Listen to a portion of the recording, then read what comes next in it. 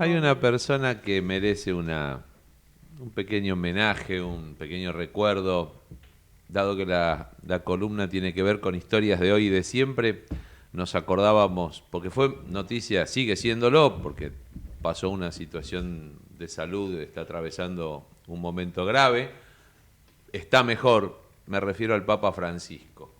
En estos días se acaban de cumplir 12 años de que fue elegido Papa, el 13 de marzo de 2013.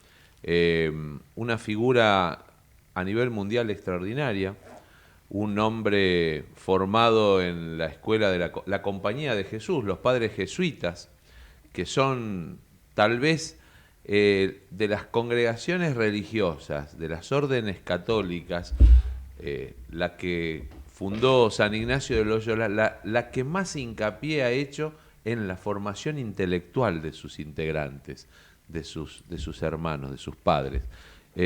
Francisco, a quien conocimos como Jorge Mario Bergoglio, yo lo conocí antes que fuera cardenal, lo conocí arzobispo de Buenos Aires y después lo vi, estuve con él alguna vez ya siendo cardenal primado, porque él sucedió en la arquidiócesis de Buenos Aires a Antonio Quarrachino, que lo trajo a Buenos Aires como obispo auxiliar, cuando lo conoció en un retiro espiritual que fue a hacer Quarrachino, a quien también conocí y bastante, un hombre, una personalidad avasallante, muy político, con el que se podía no coincidir, como me pasaba a mí, yo no coincidía, él era un hombre muy ligado al menemismo, me refiero a Quarrachino.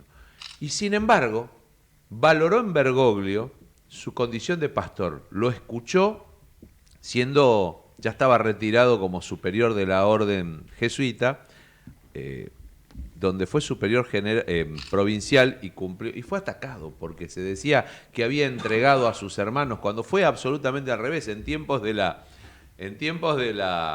represión ilegal de la dictadura cívico-militar de 1976 a 1983, Bergoglio se desempeñó como superior de los jesuitas y había cuidado a algunos de los integrantes de esa orden y lo hizo preservándolos.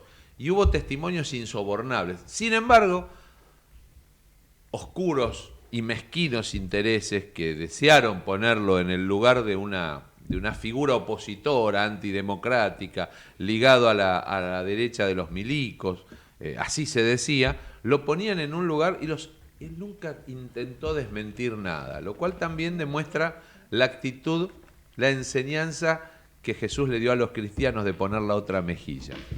Bueno, Jorge Mario Bergoglio, además un teólogo de fuste, un estudioso de las escrituras, una figura importante de la vida de la Iglesia argentina, se convirtió en cardenal. Y en el cónclave posterior al fallecimiento de Juan Pablo II, tuvo muchos votos. Su prédica, en lo que se llaman las congregaciones previas a las votaciones, cuando los cardenales discuten temas de la actualidad, de las enseñanzas de la Iglesia, cuál debe ser el rumbo que debe tomar la Iglesia con el nuevo pontificado, discuten cuestiones doctrinarias, pero también pastorales. Y Bergoglio tiene una cualidad para enseñar, la tuvo siempre para explicarse, darse a entender. Y ya se notó en ese momento que concitó voluntades dispuestas a ver, que veían en él a quien podía ser el líder de la Iglesia Católica y de los miles de católicos del mundo, miles de millones de católicos del mundo. Y sin embargo, él mismo optó por que no era su tiempo. Y apoyó a quien era tal vez el elegido por el propio Papa que había fallecido, que era Ratzinger, que era el hombre de la doctrina de la fe para Juan Pablo II, el que había escrito el nuevo catecismo de la Iglesia Católica a finales del siglo XX, y así fue como apareció el pontificado de Benedicto XVI, que duró muy poquito, fue un pontificado además marcado, un hombre no político, Ratzinger, un hombre evidentemente de la vida pastoral, pero que se vio desbordado por una tragedia política de la Iglesia, que fueron las cuestiones relacionadas con los abusos, las denuncias de los escándalos de abusos en múltiples iglesias, en la Iglesia Católica, pero en múltiples jurisdicciones del mundo. No lo pudo manejar. Ahí ha habido un tema que lo superó a él mismo. Y vos fíjense, queridos amigos de la mesa, estimados oyentes, que ese tema fue abordado de entrada por el papado de Francisco, que además eligió el nombre de Francisco porque él contaba la anécdota que mientras salían los votos en ese cónclave de 2013 a favor de él, le decía a un cardenal brasileño sentado a su lado, no te olvides de los pobres, le decía. Y él dijo, no me olvido de los pobres, el pobrecito de Asís, me voy a llamar Francisco. Y Francisco abordó de entrada eso y tuvo decisiones que enseguida sonaron muy, muy duras, terribles, porque expulsó de Roma a importantes cardenales que eran responsables en distintas jurisdicciones del mundo de haber protegido a obispos y a sacerdotes pedófilos, abusadores. Y sin embargo, enseguida Bergoglio empezó a dar algunas señales. En ese sentido, la Iglesia no puede tolerar el abuso de menores. La Iglesia no puede discriminar a aquel que por su orientación sexual resulta que es homosexual y está impedido de participar de la vida religiosa. Y eso le molestó a muchos. Francisco hizo una revolución en la Iglesia. Y a lo mejor sin quererlo, yo soy católico, podría decir practicante, pero soy medio remolón. Estoy bautizado, he tomado la comunión, he tenido mucha participación en alguna época en la vida cotidiana de la Iglesia. Hoy no tengo la misma práctica, pero sigo sintiéndome cobijado por la Iglesia. Y sin embargo, Francisco conmovió a los no católicos.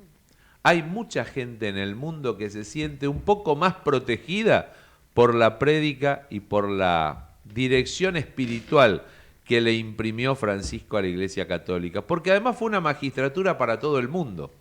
Estamos hablando del papado, estamos hablando del Estado Vaticano, estamos hablando de la última monarquía absoluta vigente en el mundo. Una monarquía rara, porque es una monarquía electiva, como en alguna época fue la monarquía alemana, que era electiva, pero después fue limitada también, porque era absoluta, pero al mismo tiempo le imponían los otros, los varones, los señores feudales, le imponían cierto control. El Papa es un monarca absoluto en el territorio de la ciudad-estado vaticana, pero es además un pastor.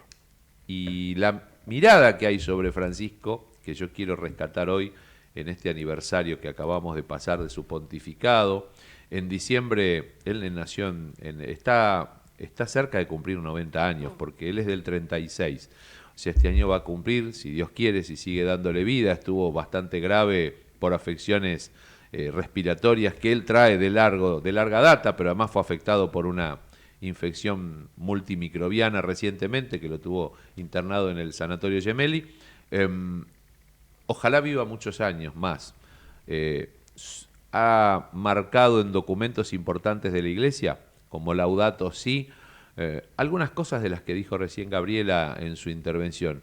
Habló de ser más amables los hombres, los seres humanos, mujeres y hombres, con el mundo que vivimos. Es la casa común. Lo tenemos que cuidar.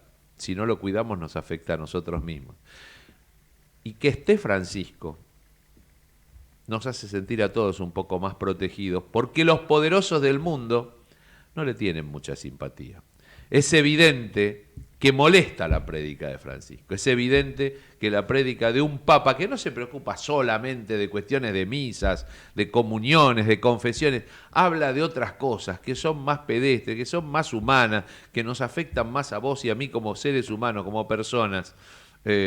Y el otro tema que no puedo dejar de señalar, que en la Argentina nos ha costado estos años verlo a Francisco como Francisco, y lo seguimos viendo como Bergoglio. Yo por eso empecé hablando un poco de Jorge Mario Bergoglio.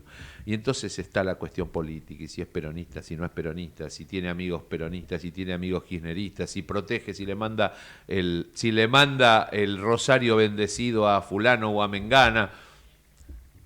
Es el Papa.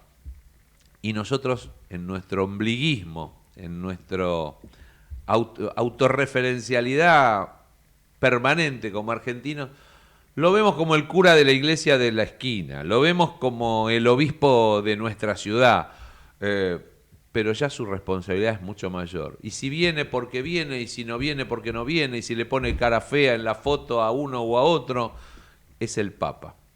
es el líder de miles de millones en el mundo y que nos hace sentir un poco más cuidados porque está pensando además que todos somos hermanos y que todos somos iguales a los ojos de Dios y ante la ley. Somos creados iguales, los que creemos pensamos que fuimos creados iguales, y los que no creen y entienden que somos un sujeto de derechos, entendemos la igualdad como una premisa. Por eso no nos puede ser indiferente el dolor y el sacrificio humano.